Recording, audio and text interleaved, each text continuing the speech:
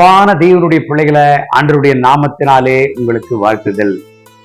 யோபின் புஸ்தகம் 5ஆம் அதிகாரம் 18வது வசனத்தை வாசித்து இந்த நாளுக்காக நாம் ஜெபிப்போம். அவர் காயப்படுத்தி காயம் கட்டுகிறார், அவர் அடிக்கிறார், அவருடைய கை ஆற்றுகிறது. தேவனுடைய பிள்ளைகளை அவர் காயப்படுத்தி காயம் கட்டுகிறாராம், அவர் அடிக்கிறாராம், அவருடைய கை ஆற்றுகிறதாம். இதனுடைய ரகசியம் என்னங்க? ஆண்டவர் ஒருவரை அடிக்கிறார் என்றால், ஆண்டவர் ஒருவரை காயப்படுத்துகிறார் என்றால் அதனுடைய ரகசியம் என்ன? வேதம் சொல்லுகிறதே, நீதிமானுக்கு வரும் துன்பம் அநேகமா, அதிலிருந்து நீதிமான கர்த்தர் காக்கிறாராம். அது மாத்திரமல்ல, சங்கீதக்காரன் சொல்லுகிறார், நான் உபத்திரப்படுகிறது நல்லது, அது நிமித்தம் உடைய பிரமாணங்களை கற்றுக்கொண்டேன் என்று. தேவனுடைய பிள்ளைகளை எல்லாரையும் அவர் காயப்படுத்துவாரா? எல்லாருடைய காயங்களையும் அவர் கட்டுவாரா? எல்லாரையும் அவர் அடிப்பாரா? எல்லாரையும் அவருடைய கை ஆற்றுமா என்று சொல்லி பார்த்தால் ஒரு விஷயத்தை நல்லா புரிந்து கொள்ளணும். தேவனுடைய பிள்ளைகளை அவர் யாரை காயப்படுத்துகிறார்? அவருடைய பிள்ளைகள் அவருடைய பாதையை விட்டு விலகி போவார்களேயானால் அவர்களை அடிப்பார், அவர்களை அதே வேளையில் அவர்களை ஆற்றுவார். அது மாத்திரமல்ல, அவர்களை காயப்படுத்தி அவர்கள் காயங்களை ஆற்றுவார். எப்படிங்க? அவருடைய ஆளுகையில் வைத்துக் கொள்ளும்படியாக, அவருடைய ஆளுகைக்குள்ள வைத்து அவருடைய சித்தத்தை நிறைவேற்றும்படியாக.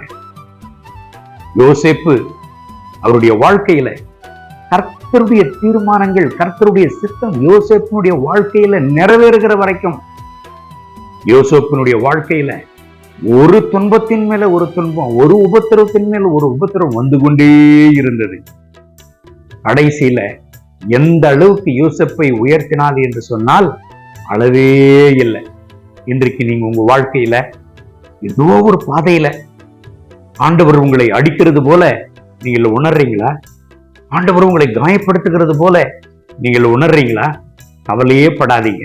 நீங்கள் ஆண்டவரால் தெரிந்து கொள்ளப்பட்டவர்களை ஆனால், நீங்கள் கர்த்தரால் அழைக்கப்பட்டவர்களை ஆனால், ஒரு விஷயத்தை புரிந்து கொள்ளணும். என்ன ஆண்டவர் உங்களுக்கு செய்தாலும் அவருடைய சித்தத்திற்கு ஒப்புக் கொடுங்க.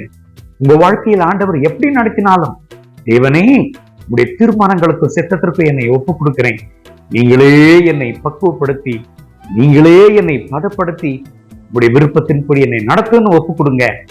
உங்க வாழ்க்கையில கர்த்தருடைய ஆசீர்வாதங்களையும் நன்மைகளையும் எண்ணி முடியாத அளவுக்கு நீங்கள் காண்பீர்கள். யோபனுடைய வாழ்க்கையில் அதுதான் நடந்தது. எப்படிங்க யோபை ஆசீர்வதித்தார்? இரட்டத்தனையாக ஆண்டவர் ஆசீர்வதித்தார். இன்றைக்கும் யோபின் புஸ்தகத்தை நாம் வாசிக்கிறோம் என்று சொன்னால் அதனுடைய ரகசியமே அதுதான். சோர்ந்து போகாதீங்க, ஜெபிப்போமா? அன்பின் ஆண்டவரே, இந்த கால வேளையில் இந்த வசனத்தை கேட்டு என்னோடு சேர்ந்து ஜெபித்துக் கொண்டிருக்கிற என் அன்பு சகோதர சகோதரிகளுக்காக ஜெபிக்கிறேன். இவர்களை ஆசீர்வதிங்க.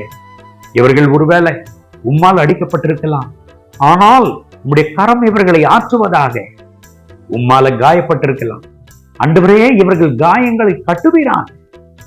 இவர்களை திடப்படுத்தும், இவர்களை தைரியப்படுத்தும், இவர்களை பலப்படுத்தும், இவர்கள் காயங்களை ஆற்றும், இவர்களை பலப்படுத்தி நிலைநிறுத்தி நடத்தும். தேவனே, சத்துருனுடைய எல்லைகளுக்கு போகாதபடிக்கு உம்முடைய பிள்ளைகளை நீர் உம்முடைய சித்தத்தின்படி நடத்தும்படியாக, பக்குவப்படுத்தும்படியாக நீர் அடிக்கிறீர்.